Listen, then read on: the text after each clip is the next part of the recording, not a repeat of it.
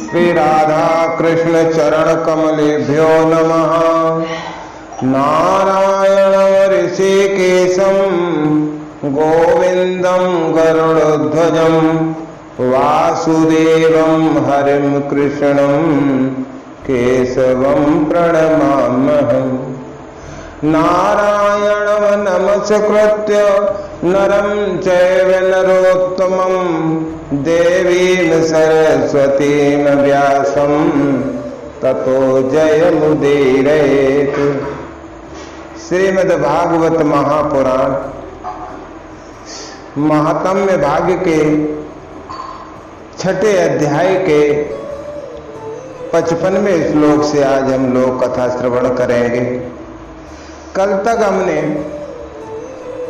कथा की विधि, सप्ताह यज्ञ की विधि, वक्ता और श्रोताओं के लक्षणों का श्रवण किया था।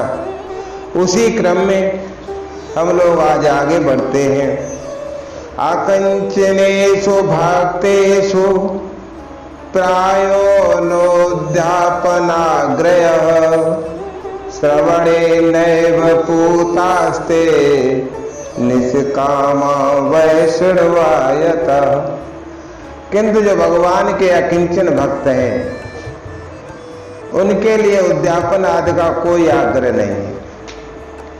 वो श्रीमद् भागवत की कथा श्रवण मात्र से पवित्र होते हैं, क्योंकि वे तो भगवान से निष्काम भक्त हैं, भगवान से प्रेम करने वाले भक्त हैं।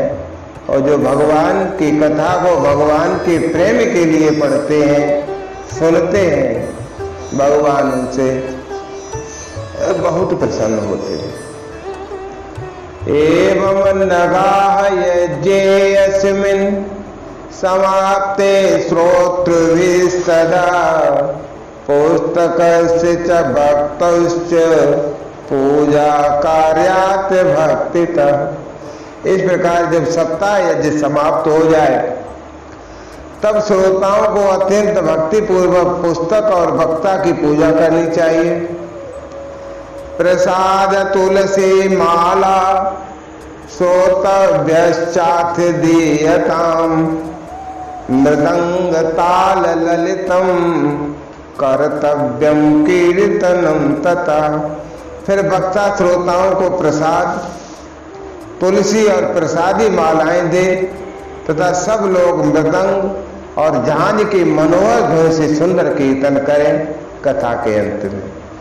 और जय शब्दम नमः शब्दम शंख शब्दम चकारेत विप्रेभ्यो याचकेभ्यश्च वित्तमन्नं च दीयताम्।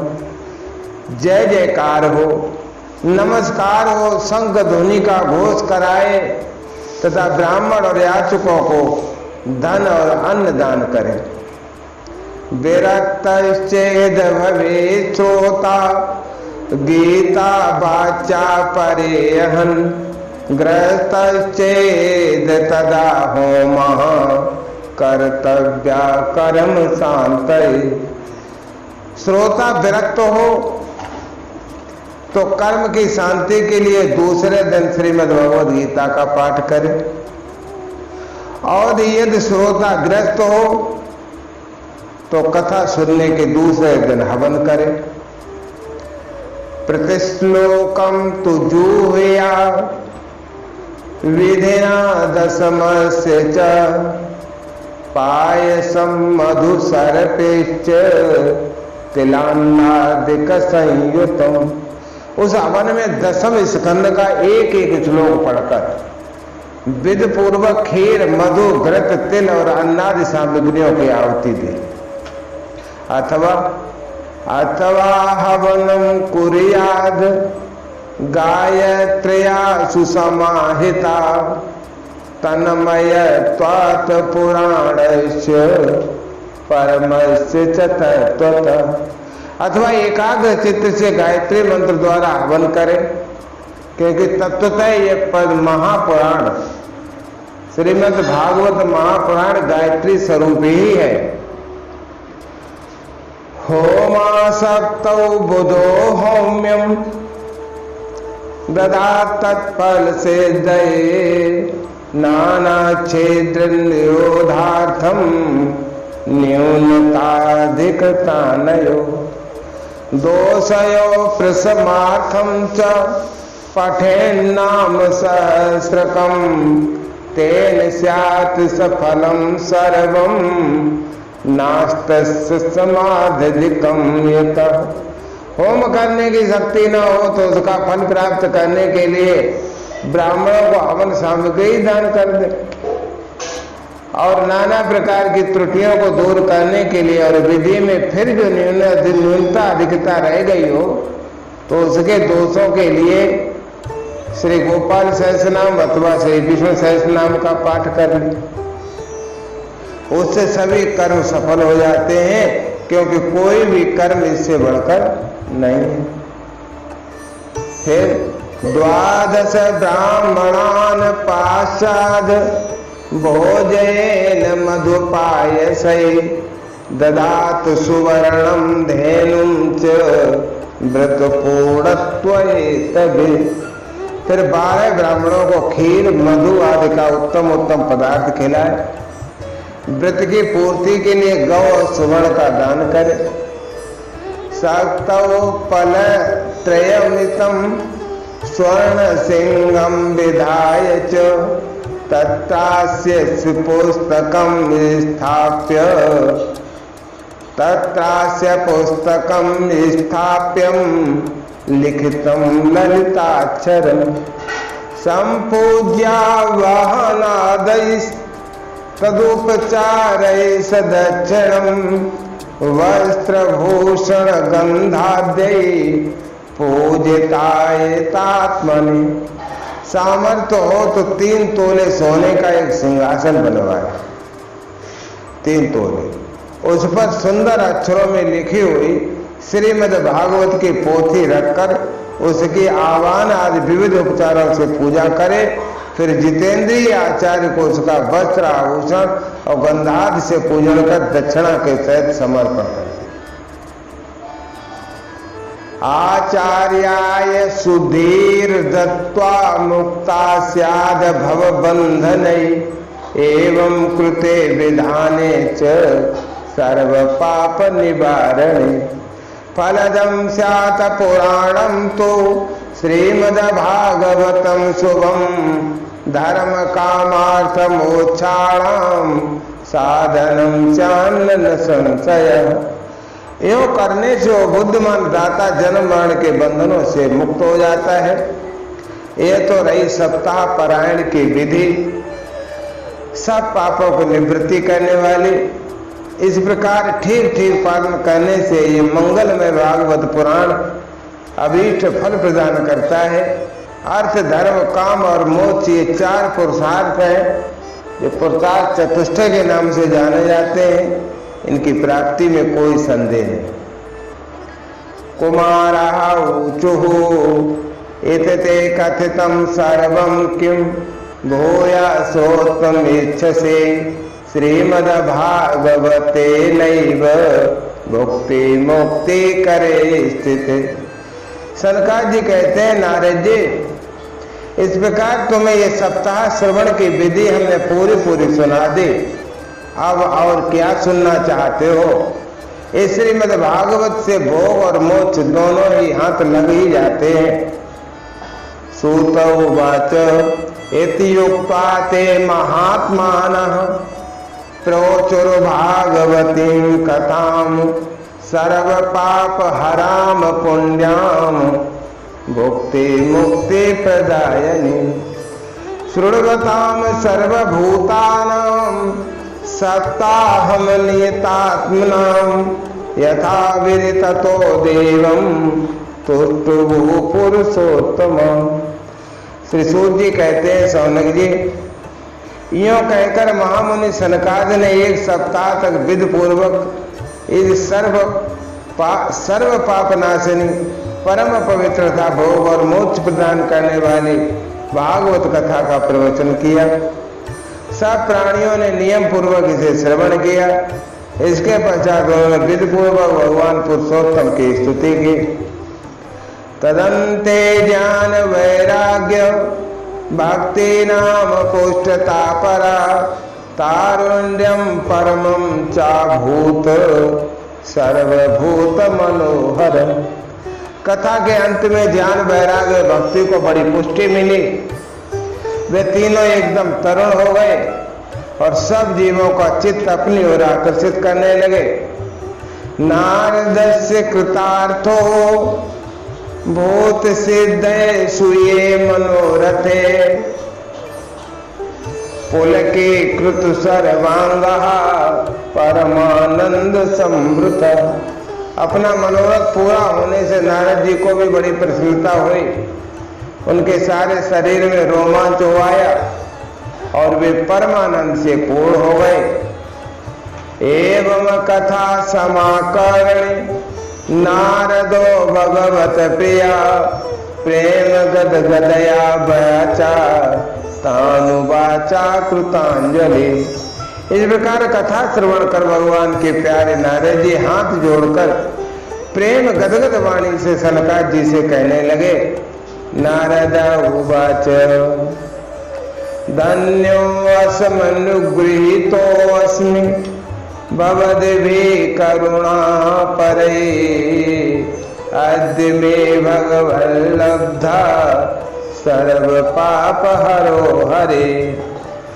नारद जी ने कहा मैं धन्य हूँ, आप लोगों ने करुणा करके मुझे बड़ा ही अनुग्रहित किया है। आज मुझे सर्व पाप हारी भगवान श्री हरि की ही प्राप्ति हो गई है। श्रवणम सर्वधर्मेभ्यो वरम मन्ये तपोधना वैकुंठस्थो यथा कृष्ण श्रवाद्यस्य लभ्यते। हे तपोधनो, मैं श्रीमद् भागवत श्रवण को ही सब धर्मों से अब श्रेष्ठ मानता हूँ, क्योंकि जिसके श्रवण से वैकुंठ अर्थात गोलोक निवासी भगवान श्री कृष्ण की प्राप्ति होती है, तो फिर उससे बढ़कर और क्या साधन श्रेष्ठ होगा। सूत उवाच एवं ब्रुवति तै वै तत्र नारदे वैष्णवोत्तमे परिभ्रमण समायातः सुको योगेश्वरस्तदा।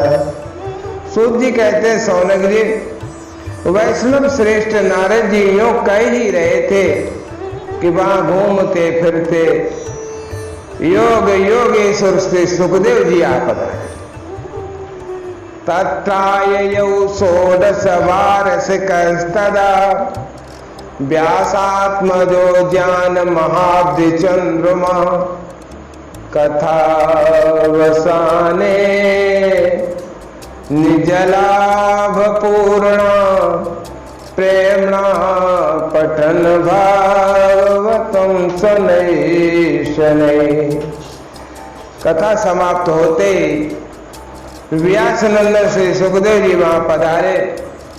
16 वर्ष की सी सुंदर आयु, आत्मलाभ से पूर्ण, ज्ञान रूपी महासागर का संबोधन करने के लिए चंद्रमा के समान वे प्रेम से धीरे धीरे श्रीमद् भागवत का पाठ कर रहे हैं।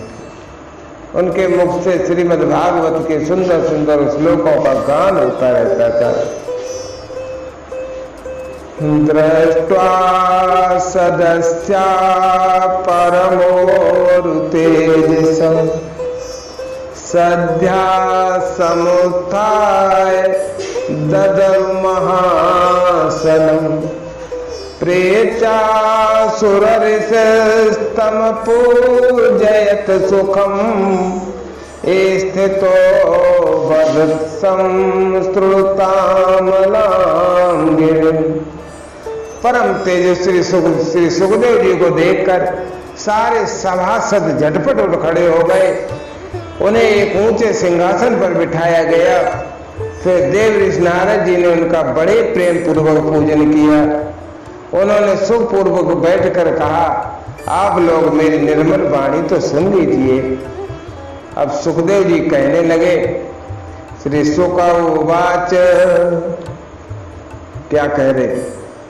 निगम कल्पतरोर्गलितं फलम् निगम कल्पतरोर्गलितं फलम् सुखमुखादमृत द्रव संयुतम् पिबत भागवतं रसमालयम् मुहुरहो रसिका भुवि भावुका।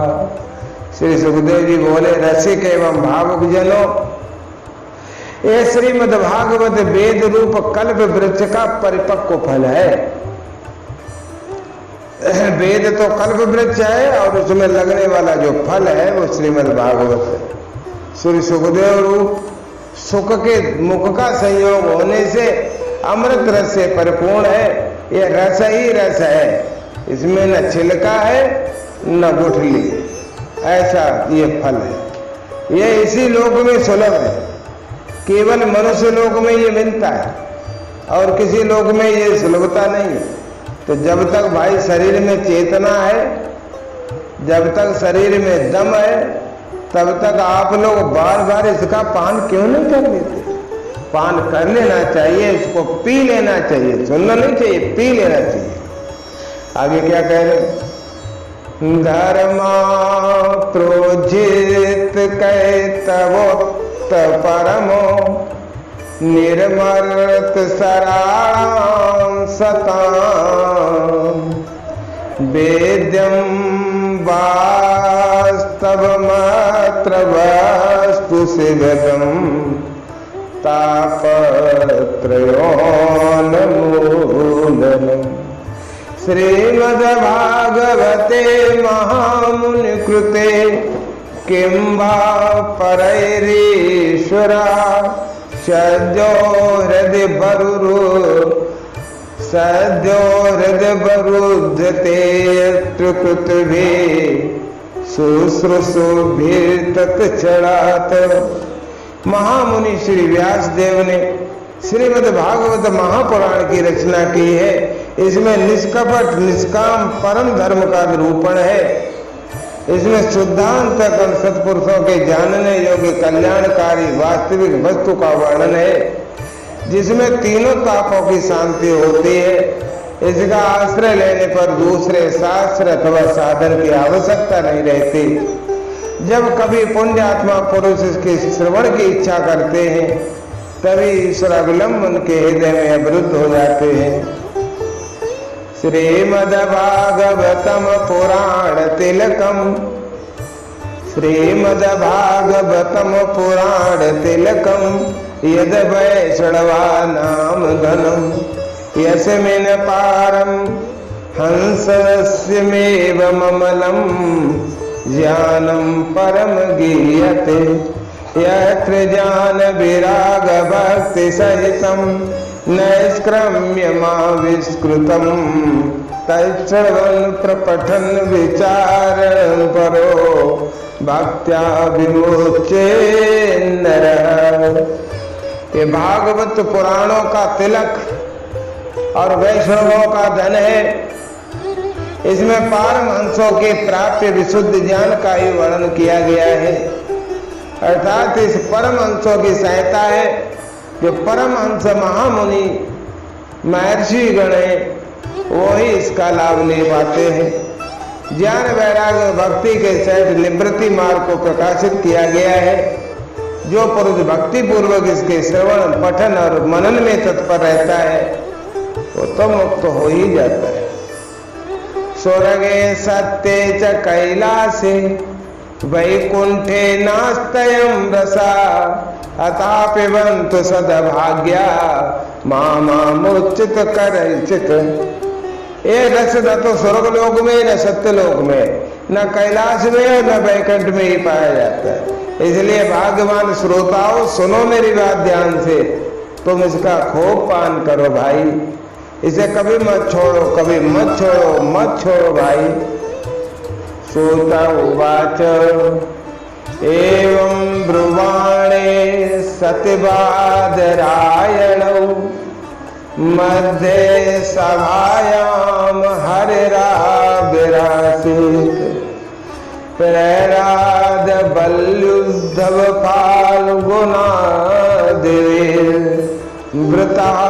सुर ऋषिस्तम पूज्य चित्तान।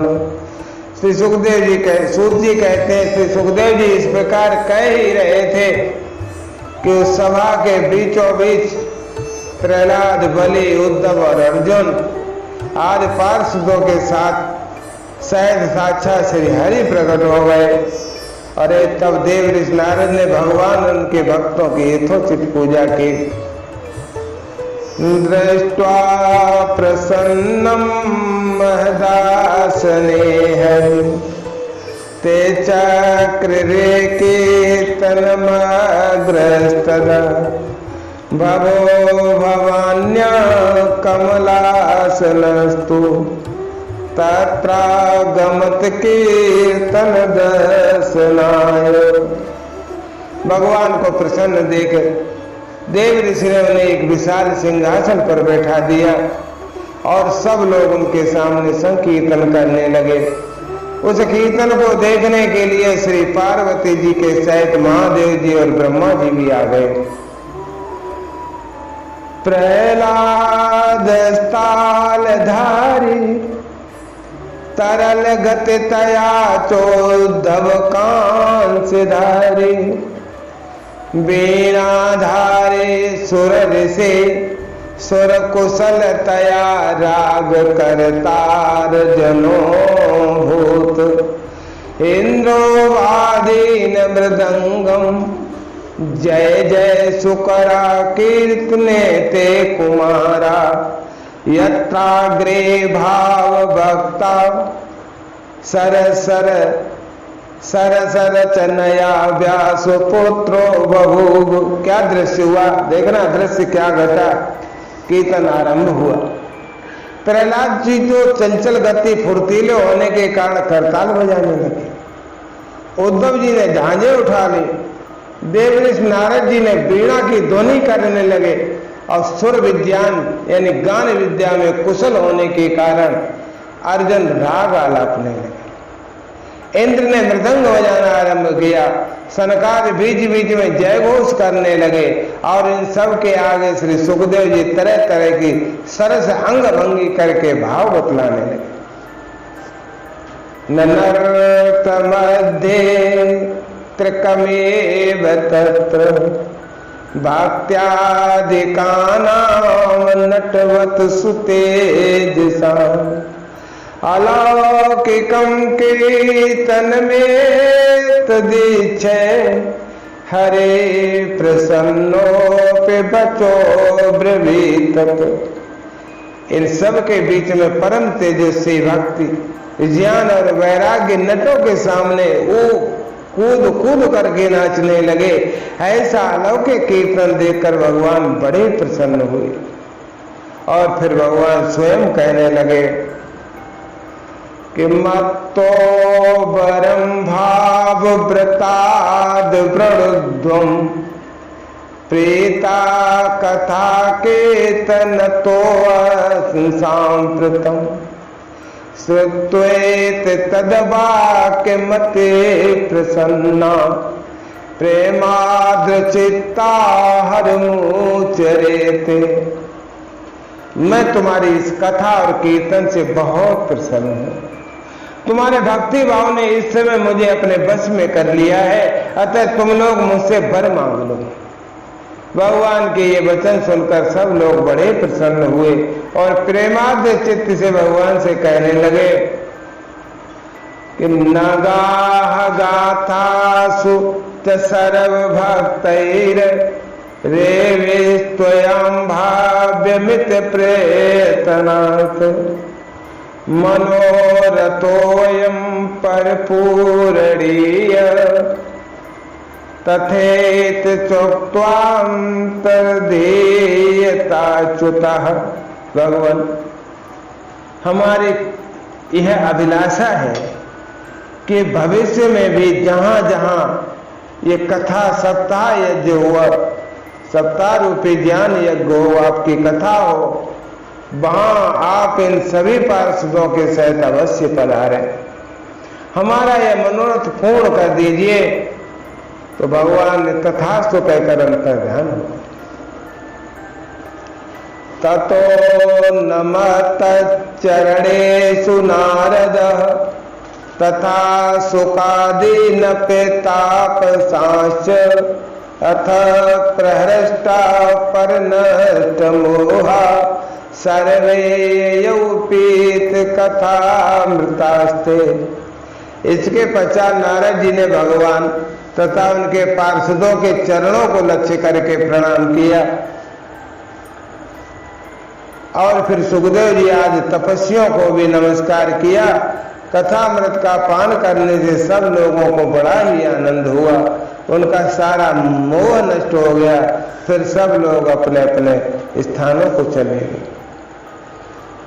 भक्ते सुताभ्याम सरक्षितास शास्त्रे सुखीये तदा सुखेन अतो हरिर्भागवतस्य सेवन चित्तं समायाति हि वै चुड़वानम्। उस समय सुखदेव जी ने भक्ति को उसके पुत्रों सहित अपने शास्त्र में स्थापित कर दिया। इसी से भागवत का सेवन करने से श्री हरि वैष्णवों के हृदय में आ विराजते हैं। दारिद्र्य दुख जुरदाहितानां माया पिशाची परमर्दितानां संसार सिंधौ परिपातितानां क्षेमाय वै भागवतं प्रगरजति। जो लोग दरिद्रता के दुख रूप ज्वर की ज्वाला में दग्ध हो रहे हैं, जिन्हें माया पिशाची ने नौद डाला है तथा जो संसार समुद्र में डूब रहे हैं, उन सबका कल्याण करने के लिए श्रीमद् भागवत महापुराण सिंहनाद कर रहा है, गरज रहा है। सौनक उवाच सुखेनोक्तं कदा राज्ये गोकर्णेन कदा पुनः सुरऋषये कदा ब्रह्म छिंदमे संशयं तुयम्। सौनक जी ने पूछा, सूर्य सुखदेव जी ने राजा परीक्षित को, गोकुल ने धुंधकारी को और सनकाद ने नारद जी को किस किस समय एक ग्रंथ सुनाया था, मेरा ये भी संशय दूर कर दीजिए। ये सुनकर के सूत जी बोले, सूत उवाच आकृष्ट निर्गमात त्रिसंधु वर्षाधिक गते कलौ नवमी तो नभस्य चा कथारंभा सुको करोत। सूर्य ने कहा, भगवान श्री कृष्ण के स्वधाम गमन के बाद कलयुग के 30 वर्ष से कुछ अधिक समय बीत जाने पर भाद्रपद मास की शुक्ला नवमी के दिन सुखदेव जी ने कथा आरंभ की थी परीक्षित के लिए। परीक्षित श्रवणान्ते च कलौ वर्ष शततो द्वे शुद्धे शुचौ नवाम्यां च धेनुजो कथयत कथाम। राजा परीक्षित की कथा सुनने के बाद कलयुग के 200 वर्ष बीत जाने पर आषाढ़ मास की शुक्ला नवमी को गोकर्ण जी ने ये कथा सुनाई थी परीक्षित जी को 30 वर्ष बाद, और 30 वर्ष के बाद 200 वर्ष बाद फिर गोकर्ण की कथा हुई थी। तस्मादपि कलौ प्राप्ते त्रिसंध वर्ष गते सते ऊचरूर्जे सिते पच्छे नवम्यां ब्राह्मण सुता। इसके पीछे कलयुग के 30 वर्ष और निकल जाने पर कार्तिक शुक्ला नवमी से सनकाद जी ने ये कथा आरंभ की थी, नारद जी को और उनकी भक्ति को सुनाई थी। इत्ते तत्ते समाख्यातम यत पृष्ठो हम तो या नग कलौ भागवती वार्ता भवरोग विनाशनी। हे निष्पाप सौनक जी, आपने जो कुछ पूछा था उसका उत्तर तो मैंने आपको दे दिया। इस कलयुग में भागवत की कथा भवरोग की रामबाण औषधि है, बस भवरोग विनाशनी कलौ भागवती वार्ता। कृष्ण प्रियम सकल कलमस नाशनम च मुक्तये तुम्हि भक्ति विलास कार्य संता कथानकमिदं पिबता दरेण लोके हि तीर्थ परशीलन सेवया किम। संत जन आप लोग आदर पूर्वक इस कथामृत का पान कीजिए। यह श्री कृष्ण को अत्यंत प्रिय है, संपूर्ण पापों का नाश करने वाली, मुक्ति का एकमात्र साधन और भक्ति को बढ़ाने वाली है। लोकों में अन्य कल्याणकारी साधनों का विचार करने और तीर्थों का सेवन करने से क्या लाभ। एक श्रीमद् भागवत के शरण आ जाओ, सब काम। स्वपुरुषमपीच्य पास हस्तम, स्वपुरुषमपीच्य पास हस्तम वदते यमा किल तस्य कर्ण मूले परिहर भगवत कथा सुमत्तान प्रभुर हमन नृणाम न भय सुरवार। अपने दूत को हाथ में पास लिए देखकर यमराज उनके कानों में धीरे से कहते हैं, देखो जो भगवान की कथा वार्ता में मस्त हो रहे हैं उनसे दूर रहना। मैं औरों को तो दंड देने की शक्ति रखता हूं, लेकिन भगवान की कथा को सुनने वाले सुनाने वालों को मैं ये शक्ति नहीं रखता। इसलिए तुम कृपा करके उन लोगों से दूर ही रहना। असारे संसारे विषय विष संगा कुल धिया चरार्धम क्षेमार्थम पिबत सुख गाथा तुलसुधाम किमर्थम व्यर्थम भू ब्रजत कुपथे कुतसित कथे परीक्षित साक्षी श्रवणगत मुक्त कथने। इस सार संसार में विषय रूप विष की आसक्ति के कारण व्याकुल बुद्ध वाले पुरुषों अपने कल्याण के उद्देश्य से आधे क्षण के लिए भी सुख कथा रूप अनुपम सुधा का पान करो। अरे मेरे प्यारे भाइयों, संसार की निंदित कथाओं से युक्त कुपथ में व्यक्ति क्यों भटक रहे हो? संसार की बुरी बुरी कथाओं को दिन रात क्यों सुन रहे हो? इनसे तो तुम्हें नरक जाना पड़ेगा। इस कथा के कान में प्रवेश करते मुक्ति हो जाती है। इस बात के साक्षी महाराज परीक्षित। रस प्रभा संस्थेन श्री सुके नेरिता कथा कंठे सबध्यते एन सबैकुंठ प्रभुर भवेत। श्री सुखदेव जी ने प्रेम रस के प्रभाव में स्थित होकर इस कथा को कहा था। इसका जिसके कंठ से संबद्ध हो जाता है वो वैकुंठ का स्वामी बन जाता है।